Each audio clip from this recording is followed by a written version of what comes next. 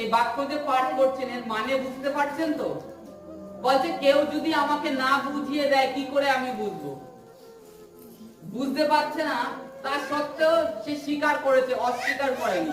আর আজকে মানুষ না বুঝলেও স্বীকার করে না, এ হচ্ছে সব থেকে বড় ভুল। স্বীকার করো যে হ্যাঁ আমি বুঝতে পারছি না দাদা, আমাকে বুঝিয়ে দাও এই বাক্যর মানে কি। কারণ ঈশ্বরীয় বাক্য, ঈশ্বরের বাক্য, ঈশ্বরের জ্ঞান, এ যদি তুমি নিজেকে নিজে বড় মনে করে যে না আমি আমি জিজ্ঞেস করব, এটা লজ্জার বিষয় হয়ে যায়।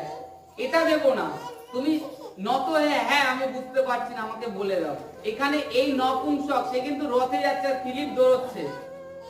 ফিলিপ কথা বলছে তখন সে উত্তর দিল আমাকে বুঝিয়ে যদি কেউ দেয়ার না থাকে আমি কি করে বুঝবো। তখন রথ থামাতে বললো তুমি চলে আসো, আমাকে এই বাক্য বুঝিয়ে দাও, এর মানে